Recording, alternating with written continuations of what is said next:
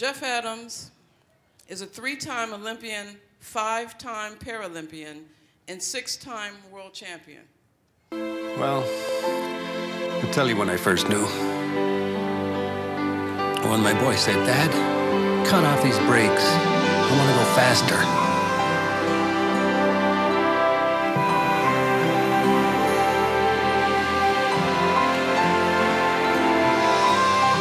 Just never realized he went faster than everyone else in the world. At McDonald's, we share the belief that anything's possible when you have a dream. And it's a true story. You know, I grew up on a farm. I grew up baling hay and milking cows. But I spent most of my life chasing after that moment of excellence when everything comes together. My life is going to be changed today because I'm going to win a medal at the Olympics. We went into the back straight and we hit our wheels as hard as we can to squeeze every last ounce of energy we can out of our racing chairs. And with 300 meters to go, with 1 lap to go at the Olympics, I hit my wheels as hard as I could and felt my right wheel break.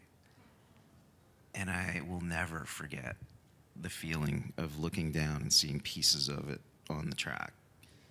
And the feeling of what I knew was going to be the best day, turning into such a horrible moment. And so I made my decision that day to finish the race. And I finished last. I finished limping across the finish line. I finished very far from happy. But I finished. And I lived a moment of excellence that had nothing to do with the Olympics, nothing to do with the medals, nothing to do with the crowd. It had to do with keeping my personal message consistent. I work hard to finish what I start. They happen every single day that we look within ourselves and find the courage that we need to face up to the barriers that are in our lives, because we all have them. They come in all kinds of different shapes and sizes. And the things that happen to us, the good things and the barriers, often are outside of our control. But the one thing that we always control every single time is our ability to react. We're here today to share our stories. And in doing that, we celebrate each other, we celebrate our differences, we celebrate our diversity, which is what makes us so strong. In terms of sort of my calling, you know, as I dance with the dark, which is what I like to say, in terms of my calling and really learning how to harness the shadow energy, I was one of those people who came to leadership kicking and screaming. It was kind of like the spirit was calling and I had caller ID. Right? And I was like, oh, I'm not getting that one. But I had an incident where a man attempted to take my life. And literally, we were at point-blank range. I was shot at point-blank range. I should say shot at. And I remember seeing the flash of the bullet leaving the chamber. I remember seeing the smoke of the gun. But I can't tell you where the bullet went. What I can tell you is that I felt a beam of energy literally come through the top of my head and flow down in through my feet. And though I don't know where the bullet went, I got the message. And so from that moment on, I became really clear that my purpose was to celebrate, empower, heal, and transform humanity. And I was to work at the intersection of arts and culture, social justice, and personal transformation. And I've had the privilege to do that work in communities all over the world, to use my art as a vehicle for social change. There are days when I do not want to do it. Anybody know about those? It is often thankless work, invisible work, but necessary. I'm building the spiritual will, I believe, to help take our country to the next place. And I'm doing it by engaging and supporting the empowerment of the hearts and the minds and the spirits of everyday people who live, work, move, and have their being on the front lines of our community, you know. So what does success mean for me? Because I think this conversation and this question is, you know, about how do we move through challenges to find success? Success for me is about being in alignment with my vision, my mission, and my purpose. I decided to create a technology firm, technology risk management professional services firm that understood the value of hiring people with disabilities, and disabilities, severe disabilities, people with intellectual disabilities, traumatic brain injury, paraplegia, quadriplegia, MS, MD. We're just a very blind and deaf. We're a very diverse organization. I created as a for-profit, and I did that deliberately because I believe that you can make money and do social good, and I think it's very important that we continue to do that. We are a multi-million-dollar company. We've had our struggles with our cash flow. I've decided I'm not going to do that anymore. I'm definitely projecting abundance, and I finally figured out how to run my company 10 years later. I didn't have a college degree. I've made every mistake that in the book, but I feel so blessed with this walk. I feel so blessed, and the employees that work with Tech Access are amazing.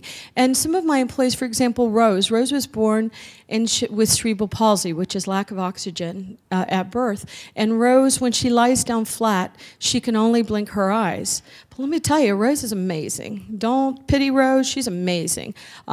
She cannot speak, but she uses a head pointer, and she commands the computer. She's a brilliant writer, and she really has a lot to say, but she just communicates differently. And I have story after story like that. Who are our clients? We deal with the multinational large companies. The Canons, McDonald's is a client, Dell, HP, organizations that a lot of times people trash because they're big, bad, national corporations, but people make up corporations. And the people I deal with in these corporations, they're pretty amazing, and they want to make sure that people with disabilities are included in the conversation. Diego's the next speaker, and he just got in, so he's just acclimatizing.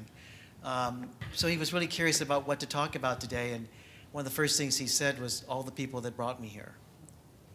And I was really struck with it. I said, it's so much like the Latino and Asian families. It's always remembering to honor all that brought us here. So let's give Diego a wonderful hand. I grew up in Ecuador. So when I grew up, I grew up in a dictatorship, tanks around, very different. People forget what that was like 40, 50 years ago. So when I was about 21 years old, I was running one of the first privatizations in Latin America.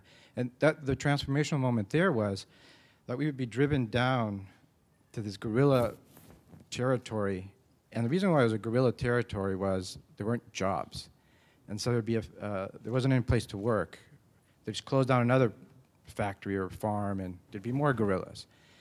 And what we ended up doing was bringing a recycling plant there that took sugar cane, squished the sugar, and took the pulp and made paper out of it. You know? That was an early green project. I didn't even know it was green back then. And what I learned out of that is I might be good at what I do, and I'm pretty good at finance. I'm pretty good at some stuff like that, but it's what you do with it. I mean, you could take electricity and cook dinner, cook a man. The question is, what do you use it for? And there is so much skill set and so much human capital here that can be used in so many creative ways. And I think that's the big difference, and that's why I came here, because you value human capital here. You value the importance and the transformational value of it. And it was here at SVN that was the last transformational moment that I've had in my life, which has ended up consuming the last 3 years of my life now, I realized. Someone said, well, why don't you take it the next step? Why don't you play big? Why don't you think about how to do systemic change? Yeah. I've spent many years working in large parts of the world recreating economies. Why don't you do that inside some of our urban economies? And so we created a firm, and that's why I'm actually here. It's called Green Space Developments. And what we do is we have two sides. We help develop nonprofit centers in communities.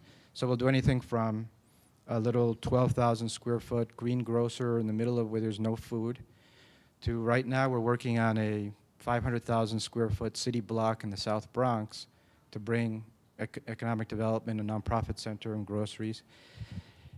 And on the other side, we have a different part, and what that is an asset management firm to raise $200 million to fund these things. And so what we're doing is telling people, pension plans, very large groups of investors saying, these are very safe places to go. You might not make a lot of money, but these are very safe places. So using our skill, which to then facilitate that path. And I think that's what SVN does. They have one foot in the community and one foot here in their capital or other people's capital and making that path. And so I think that's very important. To build community, you have to take personal risk. It's what you do, right? It's that transformational moment, and it's doing it with passion. That's what's going to make a difference.